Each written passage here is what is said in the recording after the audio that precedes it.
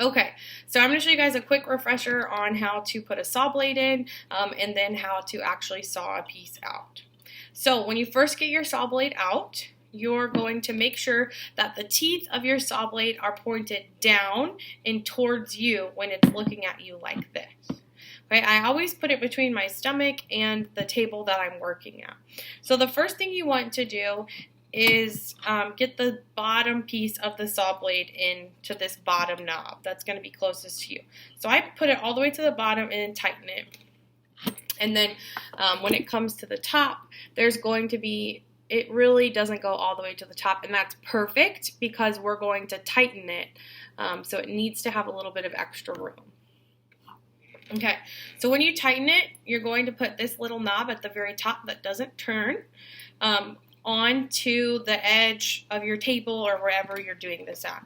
And you can hold the handle and you're just going to push as hard as you can and make sure that your blade is going to go between the metal rectangle at the top and the base of it while you're pushing, and then you're just going to go ahead and tighten it. Okay, so you don't want there to be much movement when you push on it. You want it to be just about like this. Okay, so just to check, I always kind of lightly run my finger up the saw blade to make sure that I can feel the teeth and that they're going the right direction, and I can. So I'm going to go ahead now and I'm going to grab my wax, and I'm just going to wax the back of my saw blade. If you have a really difficult time later sawing, you can go ahead and wax the front, but you just want to do that only if you're having a really hard time.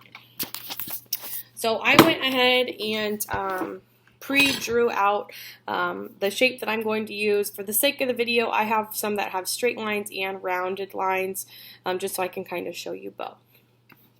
So when you first get started, you want to kind of cut into the wood along with your metal.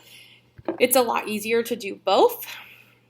And when you hold your saw, you're going to use just these two fingers to really kind of put pressure. And your other three fingers are just really there for support. You don't want to be gripping this really tight. You just kind of want to be holding it lightly.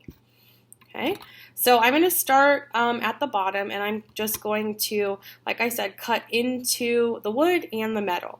I'm going to be aware of where my fingers are because I don't want this knob to come down and smash my finger. So once I cut into that metal, I'm going to move off of the wood over the keyhole now at this point, and I'm going to start sawing.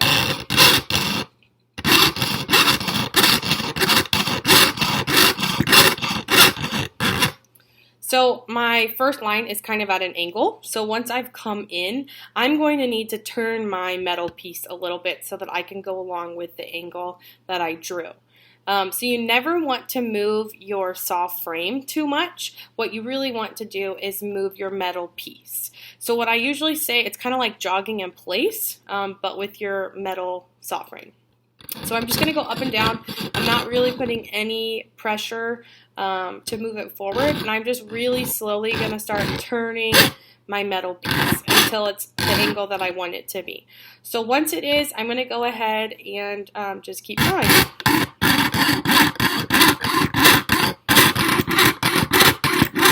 So my saw keeps catching a little bit, so I am going to go ahead and grab my wax and just like one time go up my saw blades on the front, and that should help a lot. I'm also sitting to the left of my bench pin because I'm right-handed, but if you're left-handed, you're going to sit on the right side.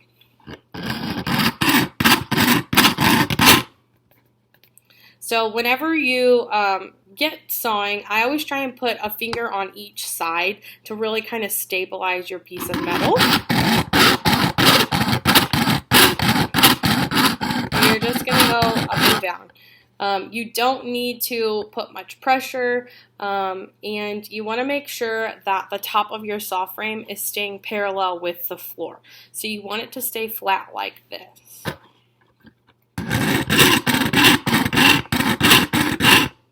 And metals is not something that is done very quickly, so you don't want to rush through this. This is about the pace that you should be going.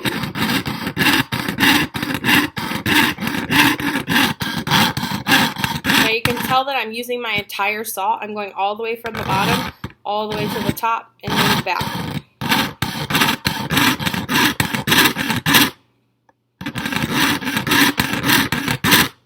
Okay, so for the sake of the video, we're going to pretend that I need to just completely turn and go a different direction.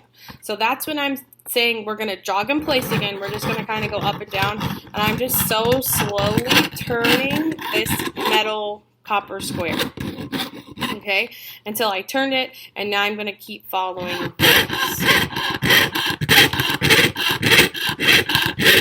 Okay, if you notice your elbow starts coming up a little bit, the angle of your saw frame is also going to be heading down, and that means you're probably going to be putting a lot more pressure, and you're much more likely to break your saw blade. Okay, so if you feel like your elbow is coming up, this is also at an angle, just tuck your elbow in, and it's going to bring you kind of back down to where you're supposed to be, where this is flat, parallel with the floor. Okay, so you are probably going to break a couple saw blades, and that's okay, but I want you to try and think, like, what did I do to break that saw blade? Like, what was I probably doing wrong?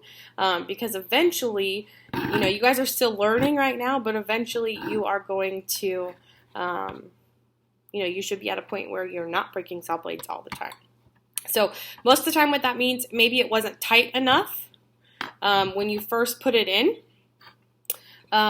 Or it could have been you were putting way too much pressure and it broke the saw blade. Or sometimes people get to like this point where I am right now and they want to get out. So they just try and pull the saw out. I would never recommend trying to get out of the cut that you're making. But if you have to, you need to go exactly the way that you came in. So when I came in, I was going straight. And then remember, I jogged in place and I lightly turned it. So you just need to move that completely backwards, and hopefully you won't break your saw blade.